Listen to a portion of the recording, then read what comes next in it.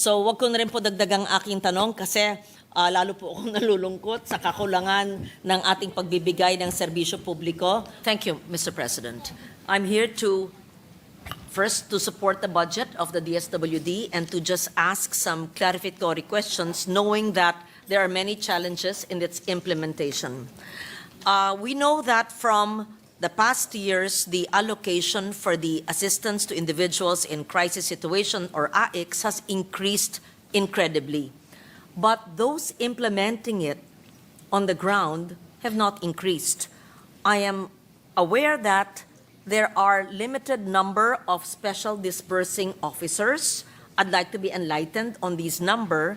An option suggested by the DSWD is to request the DBM, and they have already, to act favorably on the request for the creation of additional permanent positions, totaling to more than 6,000 permanent positions. We know that the funds are allocated annually. We know that there's a need because of more than 20 typhoons a year, and even if there are typhoons, earthquakes, and all the problems, but the reason given to us when we try to follow up, because LGUs also follow up with us, is the credit limit of the special disbursing officer has been met, or there is a limit to the number of special disbursing officers who are in plantilla position. So my question is the increase in the plantilla positions of those implementing the AICS aligned with the increase of the pie in our allocation for AICS in the past several years, if not decades? Because I've been here since 98. At that time, there was no AICS. Even 2004, even 2010. But we lawmakers keep on increasing, just like Dole Tupad and the DSWD AICS, because it's really helpful. And at least in the implementation I see, and I want to commend the DSWD, the people are really hardworking. There is zero corruption, for as long as I know, for those where I attend, and I can see there are payout masters. But the problem really is, and I've called the secretary about this, and I'm not blaming any DSWD, it may be deemed slow, maybe it may be called inefficient only because of the credit limit of special disbursing officers. So, my question is, what do we do while the DBM has not accepted or acted on the more than 6,000 additional plantilla positions that are needed to be able to implement just this one program of government? Thank you. In truth, the requests have been ignored by DBM. Ever since 2022, the permanent positions in DSWD have remained stagnant until today at about 3,300, 3,400 permanent positions. Sa social worker pa lamang, maraming nakatenga na 6,000 halos. Social worker na yan, hindi pa rin permanente. Ang ating DSWD, siguro isa sa pinakamataas na naglalabag sa ENDO, nasa 44%, 18,205 today are contractual, 71 are casual, 18,412 are job order lang. At sila ang disbursing officer, hawak-hawak ang cash at hindi mabigyan ng mas mataas na credit limit. Kaya ito talaga ang malaking problema. Ang dami-dami natin tinatambak na trabaho pero hindi naman natin binibigyan ng sapat na kontrata, wala namang sweldo na maaasahan at wala man lang kasunduan sa DSWD. Yes. May I know what is the credit limit of one special disbursing Depende. officer? Depende What is kasi. The maximum credit limit? 100 million para sa pinakamataas na salary grade, USEC ba yan?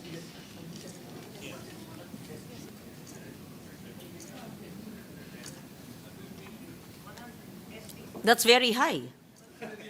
That's very big.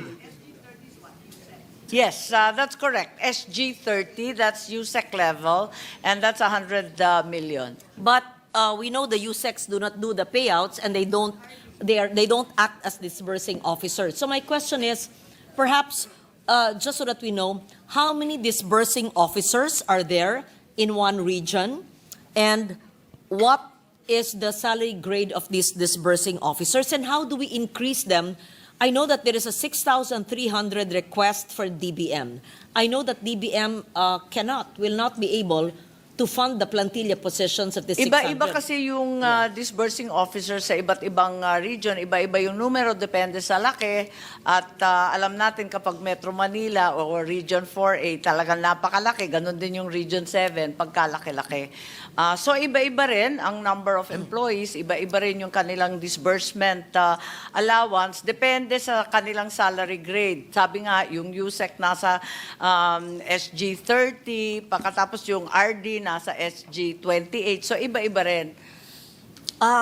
Realizing that DBM will not be able to give the more than 6,000 plantilla positions, how will we be able to effectively and efficiently implement the big AIC spy that the Senate, Congress is giving the DSWD, given the same problem that exists now, that there's a credit limit for the limited number of personnel? Yes, the effort really is right now, kung maaari, ang ginagawa nila, may cash sharing sila na fina-farm out na sa land bank.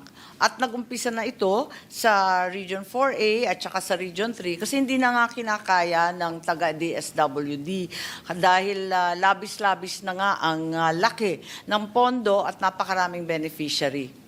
I believe this is a similar problem with TUPAD as well, where there's also a limitation Pero on ang the number tupad of ng personnel. liit-liit lang kung ihahambing Compared sa to the AICs. linalabas nila kasi meron silang QRF sa disaster, madali ang pa yun. May AICs, may AKAP, may sangkatutak na programa sa DSWD. AKAP is a new program, yes. Yung SOCPEN, napakalaki nun. Yung social pension sa ating mga senior citizen I'll get to that. I'm glad Ang that's laki-laki na talaga ng Yes. programa ng DSWD, pero halos nakapako ang empleyado na permanente sa bilang ng 3,400. Okay. With So- with the permission of the good Senator Legarda, just one question. May I know who distributes the AKAP? Ang DSWD ang siyang nagdi-distribute ng AKAP. Personally? Hindi na, nabasa ko na. Pareho rin lang ng iba't ibang programa kapag may listahan, susundan nila katulad ng SLP, ng AICS at iba't iba pa. Who goes to the venue? Because no senators go to the venue. Ang atin mga social worker at yung mga empleyado ng DSWD na mga paymaster. Who else? Maraming sumasama na politiko, nakikita naman po natin. Okay. Thank you for your answer, Senator Marcos. Would you like a more specific answer to that? Yeah. If Okay. you may. If you may. If you wish to do so. AKAP is a new initiative, yes. You mentioned about what are the programs, just so that it's on the record, what are the programs of the DSWD? I am familiar with the AICS, which has AICS for scholarships, for burial assistance, for livelihood assistance, financial assistance during disasters. And we have the Sustainable Livelihood Program.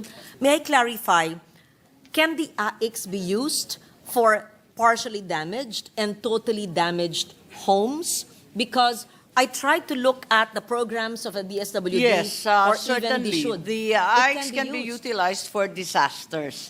So victims of disasters can also access AICS and use it for food, for medicine, for educational assistance, and also for houses. Although the previous program for partially and totally damaged houses is now under NHA. I know that even referring to victims of Typhoon Christine, there's really difficulty. Hirap na hirap ang mga nasalanta na walang yero, walang bubong. Cash assistance ang binibigay. Oo, hindi nila Pero alam sa ang lalapit. tagal-tagal. Ang Okay, tagal-tagal sinabi na talaga. nyo, sinagot na nyo yung tanong ko, ano pong ahensya ng gobyerno ang pinaka mabilis na lapitan sa mga nasalanta na walang bubong, nabutas ang bubong, o nawala ng bahay? Sa akin po tinatanong kung NHA ba, shelter assistance and DSUD, pero hindi rin, LGSF ba, pero mabagal rin yon, o DSWD? San ho sila Palagay ko, hihingi ng pangbili ng yero? Sa hunot dulo, DSWD pa rin ang pinakamabilis. Sa bagal natin, mas mabilis pa rin. Kasi kung mag-iintay ka dyan sa NHA, hahanapin pa nila ng pera. Pakatapos kung yung NDRRMC, nagbibiroan kami, tapos na yung emergency, nag-aaral pa lang sila. So, at sasagutin ko, DSWD pa rin eh. Okay. From the time that when Christine happened 2 weeks ago, up to now, to 2 weeks, ganong kabilis po kung ang mga barangay ay nagbigay na po ng listahan ng nasalanta, partially damaged and damaged, what's the fastest time that we are able to provide housing assistance? And what is the maximum amount? Well, kapag kumpleto at buo yung listahan ng mga opisyal at na-verify ng mga lokal na mga social welfare, sa loob ng 1 linggo na bayaran sa Bicol yung mga nasalanta ng Typhoon Christine at nabigyan ng 10,000 kada isa. Sana ganun. Alam natin, at least in Region 4A At least sa and 6. Kamsur yun. Okay. Nagawa kagad. So, ang 1 linggo ay dapat batayan natin sa ating mga regional offices at provincial offices sa panahon na nabigyan na ng kompletong listahan. So, I'm putting it on record, it should be 7 days from the time that the complete lists are given, if the funds are available, because we have allocated it through amendments in an increased budget, and as long as the information is accurate and complete. So 7 days. Because in my experience, perhaps 1 month, 2 months, and when I call SecRex, he's been very helpful. I know that the reason would be there's a lack of plantilla positions for the credit limit of the SDOs. So, right? So that it goes Tama back po. to the Talagang lack, kinakapos ng tauhan. kinakapos ng tauhan. Which brings me to the same question of my first question na, paano natin gagawin? Amend tayo ng amend na lumalaki ang budget, pero yung tauhan na mag-i-implement. So, does this lead to an unobligated... Dahil nga sa kawalan ng sagot mula sa DBM tungkol sa karagdagang mga regular items, napilitan na nga yung DSWD na mag-farm out nitong cashiering. Para yung cashiering sa land bank na lamang. Para sang-ayon na yung land bank, meron na silang MOA. Yes. At sana mapabilis at yung mga tauhan ng DSWD hindi naman mapinsala sa daan o mahirapan o matagalan sa pagbabayad. So, I think that's a good idea to have a MOA with land bank. And so, Nag-umpisa na sa 4A and Region 3. I'm sorry? Nag-umpisa na sa 4A and so Region 3. ang land bank ay Sila na yung kasama payout. Sila ang mag-payout. Oo. The land bank payout masters will go to the barangays and the LGUs. Hindi po pupunta ang mga benepisyaryo ng AIC sa mga land bank branches. Right? Sila ang pupunta. Oo, lalabas sila sa bangko Yes. at sila na mismo ang cashiering Okay. pagkat nga napaka-konti ng tao ng DSWD. Okay. I think that's a good innovation of the good secretary, and I hope we see that this will happen in the next few months. We can see that on the next few weeks, lalo magpapasko, na marami yan nangangailangan na naman at saka ang daming bagyo, sunod-sunod.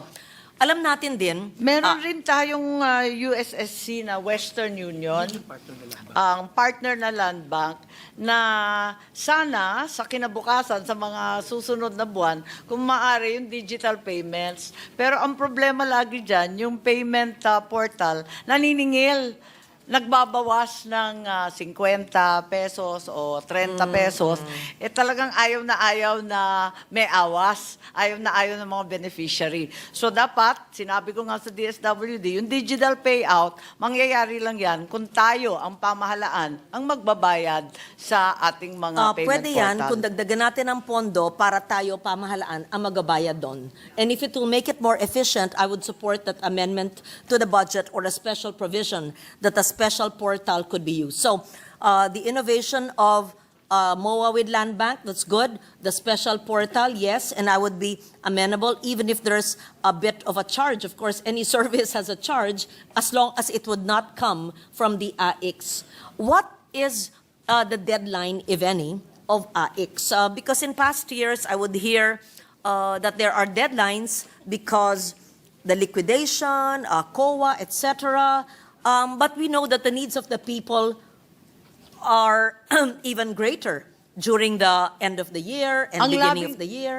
Ang laging sinasabi ng lahat, ahensya naman yata, katulad ng DSWD, November 30 ang binibigay na date para makapagsara sila ng libro at mahabol yung December 31. Sa So, ibig liquidation sabihin po, ng department. Ang ibig sabihin po, November 30, wala nang payout ng AIX. Paano na yung mga nag-submit ng na Christine o itong na Pepito? Tapos, hindi na abutan ng November 30 deadline, mag-aantay po sila hanggang sa bagong taon. Pagkatapos po ng bagong taon. Miski sa probinsya. Ang maaring mangyari, pagkatapos ng November 30, pupunta na yung mga beneficiary, hinahakot na lamang ng DSWD at dinadala sa mga opisina. Doon sila pwedeng bayaran on-site, on DSWD site.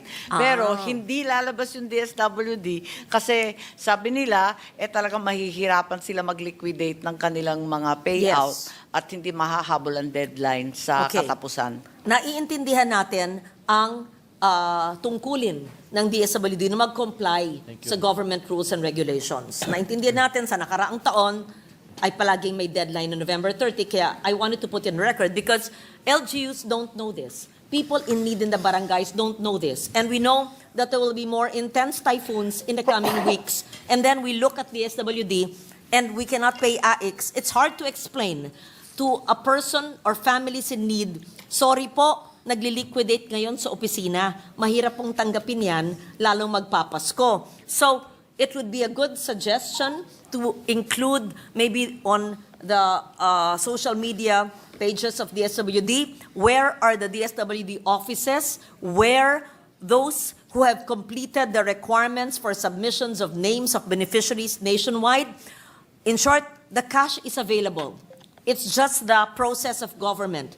And they can do the payouts in the various DSWD office in the following addresses, right? That would be very helpful if that is how I understand it to be. Hindi po nauubos ang pera, may proseso, iba lang ang lokasyon, hindi na po sa LGU. Tama ba po? Oo, yun po ang nangyari kasi tulad nga ng sinasabi po ninyo, talagang halimbawa, yung bagyong Odette, December 22, magpapasko na. Alam nga naman sabihin natin, serado na ang takilya, hindi na No, pwede that's why. magbayad, wala na kaming Correct. kahadero I remember dito. Odette.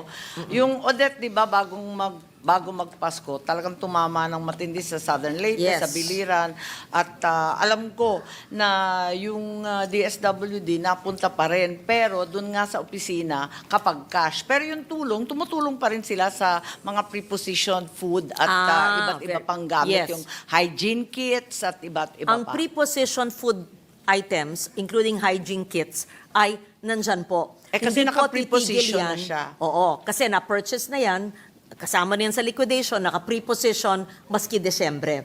Pero yung pag-payout po ng mga financial assistance ay magpapatuloy basta sa lokasyon ng opisina ng DSWD. At Tama. sila naman po ay situated sa lahat ng probinsya, lahat ng syudad.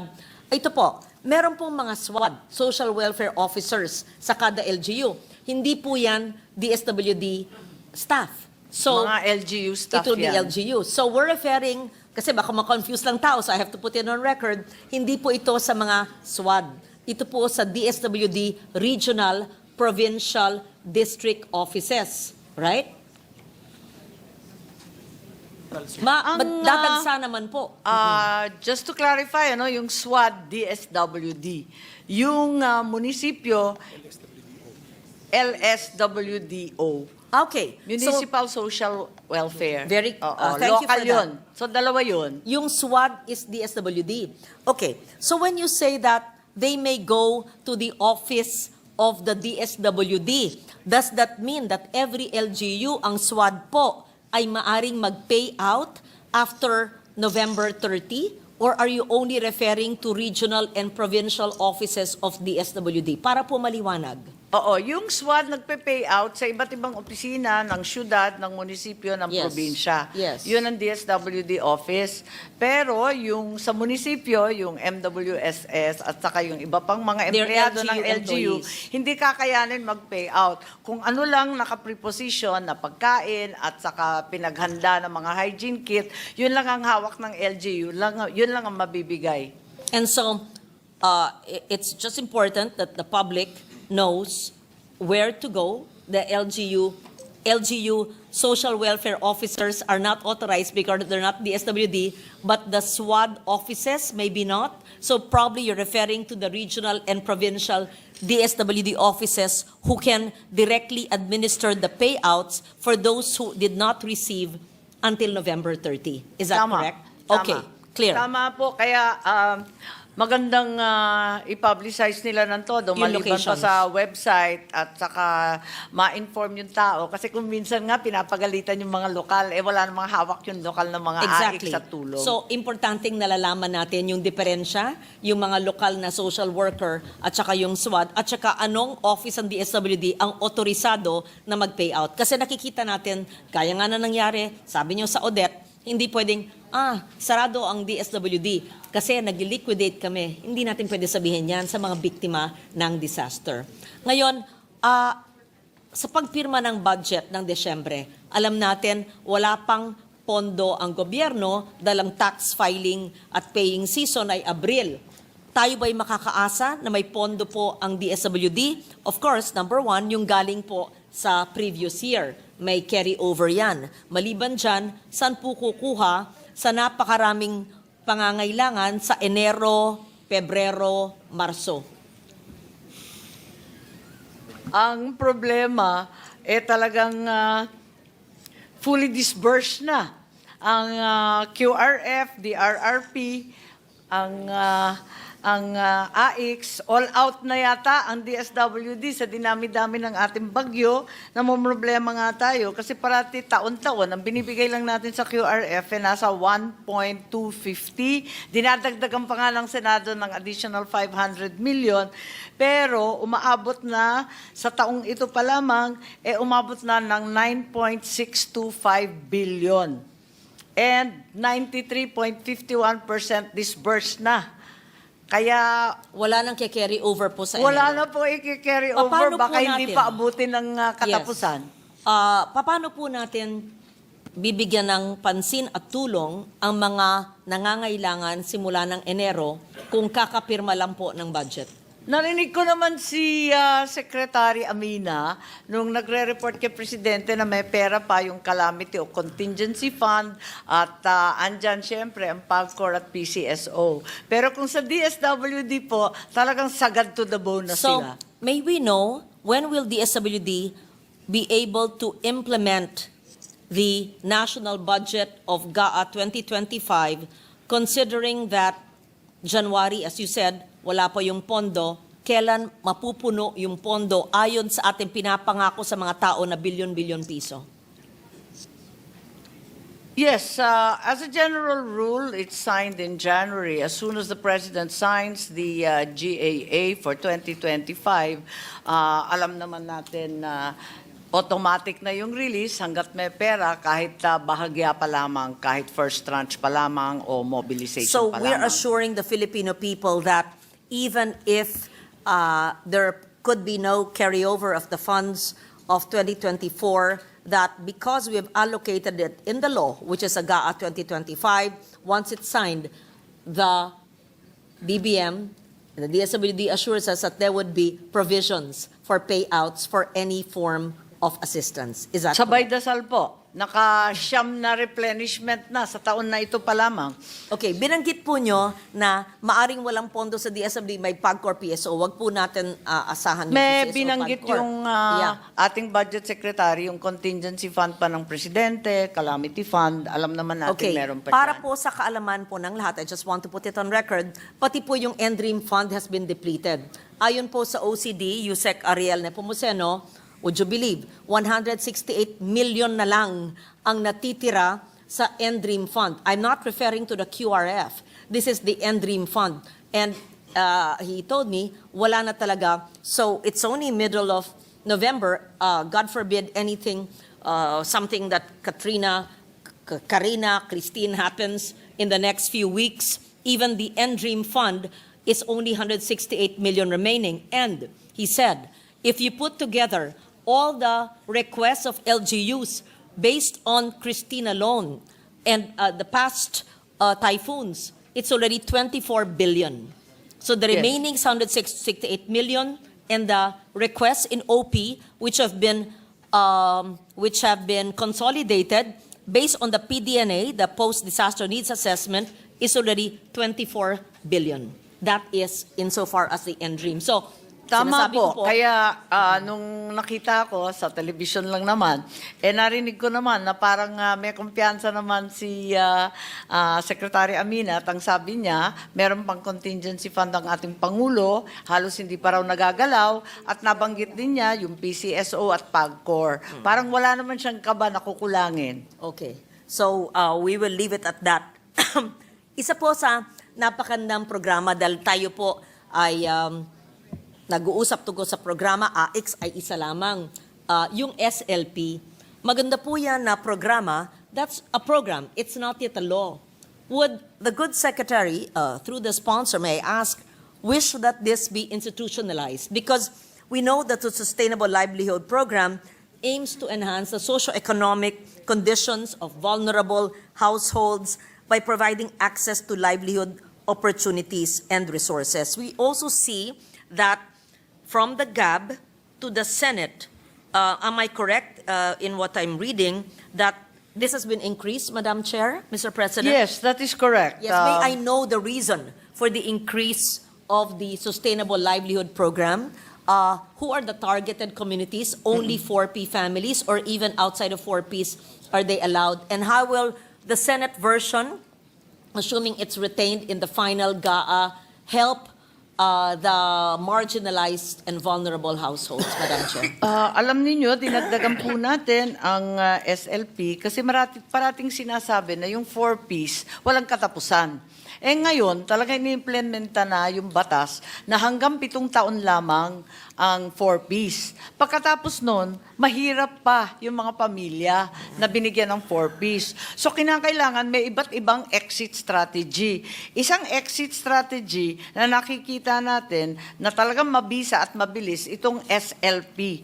Dahil ang SLP ay nagbibigay ng kabuhayan, nagbibigay ng trabaho. So, sa dalawang bahaging yan, sinasagot niya yung pagkukulang ng 4Ps. So, yun ang nais natin gawin na dapat may katapusan yung pantawid pamilya. Hindi naman po pwede na lagi na lang nariyan, ayaw naman natin ng ganon, at maganda naman na magkaroon ng self-employment o di kaya trabaho na. Yun na yung SLP. Ako talaga ay sang-ayon dyan dahil ako'y naniniwala na kailangan hindi lang puro dole-out, ay bigyan po natin ng puhunan para magkaroon ng pinagkakakitaan, MSME, microenterprises. Kaya lang, ako po'y nagtataka, hindi lang sa administrasyong ito, kundi sa mga nakaraan dahil muntik na po ako naging DSWD nung nakaraang administrasyon, so sinuri ko po ito. Bakit pong napakababa ng obligation? Well, my figures are just July 31 this year, no? Baka bumilis na ngayon. Ang SLP po ay only 8.7%, tama ba yun? Ang poor household na na-assist. Ang target ay 305,393. Ito ba ay dahil masama ang performance, kulang ang pondo, or kasi 8.7% lang ng mga poor households sa universe na kailangan tulungan ang natutulungan. Kulang baho ng pondo kaya nyo inakyat ang pondo at dinamihan?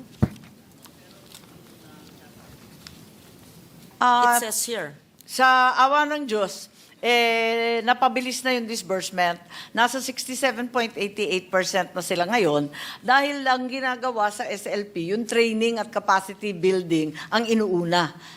Kaya yung gastos nahuhuli. Pero nag-improve na, pero aaminin natin na talagang napakababa ng utilization rate dati.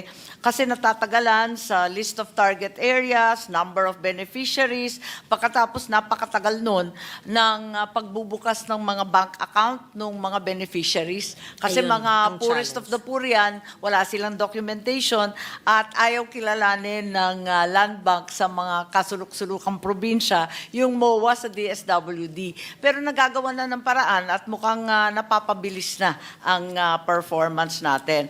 At hindi lang 4Ps ang binibigyan, tulad ng nabanggit po ninyo, yung low-income earners, marginalized, vulnerable, disadvantaged, PWD, etc., nabibigyan at may bagong MOA nga na agaran sila bibigyan ng bank account. Ano po ang pinaka mababang amount ng SLP at anong klaseng microenterprise ang pinaka paborito o matagumpay ng ating mga households na mahihirap? Bigasan, sari-sari store, mini grocery, pananahi.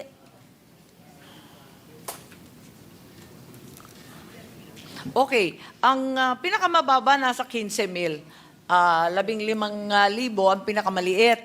Ang pinaka-successful, hindi yung pangkaraniwan na tindera, sari-sari. Ang pinaka-matagumpay talaga, yung skills-based. Kung magtitipon-tipon isang tropa ng karpentero, isang tropa ng welder, ayun, matagumpay yun, kikita yun. Pero kinakailangan nila may skills. Kung pangkaraniwan lang ng buy and sell, mukhang hindi pumapatok ng gusto. So, ang SLP ay hindi lang pang isang tao. Itong pang isang association. Kailangan sila nagbuklod-buklod na mga sa isang komunidad. Iba-ibang modality yung SLP Yes. Kung minsan individual, pero kadalasan maraming mga membro. Tapos yung isang mekanismo, yung paghahanap ng trabaho. Hindi lang yung magtatatag ng kabuhayan. Pero pwede rin pangkabuhayan na sariling self-employed. Okay. Actually, marami pa akong tanong pero ayoko nang pahabain ang ating kwento. Huli na lang po, dahil marami po mga senior citizens na mahihirap na lumalapit sa akin at meron pong mga LGU na hindi po updated ang pagbayad po ng social pension ng ating senior citizens ayon na rin sa ating mga batas. So, palagi po tayo nagmamalaki, batas po natin yan, co-author ako niyan, sponsor ako niyan. Pero tatanong mo sa seniors, ay matagal na po, 6 na buwan, wala pa. Paano ba ho ang proseso ng pagbayad ng social pension? Ito ba ay dina-download sa LGU or DSWD rin ang nagabayad sa mga regional provincial offices? At ano po yung backlog ng pagbayad ng social pension? Ilang porsyento po ang hindi nakakatanggap at anong kadahilanan po? Yes, totoo po yan. At aminin natin, malaki utang natin sa ating mga ang ating mga senyoritos at senyoritas. In 2023, 490,000 ang waitlisted seniors. Hindi sila nabayaran pagkat kinulang ng pera. Pinagpilitan natin noong 2024. Pero lumobo pa rin yung seniors. Kaya't eto nga, 622, baka umabot pa ng 800,000 ang waitlisted seniors. Ang problema natin, nung last year, yung kabuuhan na kinailangan nasa 5-6 billion, nailagay sa unprogrammed. Alam naman natin yung unprogrammed, magic na po yun. Kung meron tayong savings, okay. Kung wala, tiis.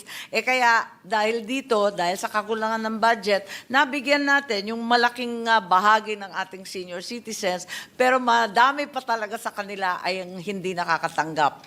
Sa budget for GAA 2025, ito ba hong 600,000 na senior citizen social pension ay mababayaran? Wala pa, kukulangin pa rin. Ilan po sa 600,000 ang nakalaan ng pondo for 2025?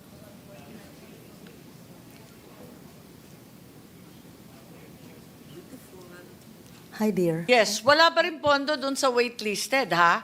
Etong 49.8 na nasa NEP, na dinagdagan natin ng konti, 49.8, 1 billion, parang tawaran talaga sa bilasang isda, kukulangin pa rin sa totoo lang. So out of the 600,000, ilan po mababawas na mga senior citizens at paano nyo pipiliin? Parang wala pa rin. Oh. Wala pa rin na mabibigyan dun sa 600,000 kasi ito pa rin yung carry over from 2023 Ilang buwan and po? 2024. Ilang buwan ang kakulangan sa pagbayad ng social pension? Usually nakakausap ko 6 months eh. Wala talaga sila sa listahan at all. Never sila nabayaran. Ni kailan, ni These are minsan, new, ni mga anumang bagong- buwan. Mga bagong senior citizens na wala sa listahan. Pero may mga nakakausap po ako na dating tumatanggap, tapos huminto po at may mga backlog sa pagbayad. Ako, wala po sige. Tama na. I know. Sa palagay ko, hindi dapat mangyayari yun. Yung mga bagong seniors, doon talaga wala tayong pambayad. Pero kung dati nang nasa listahan, baka nadidelay lang or nagkakatagalan lang. Okay. Pero dapat mabayaran sila.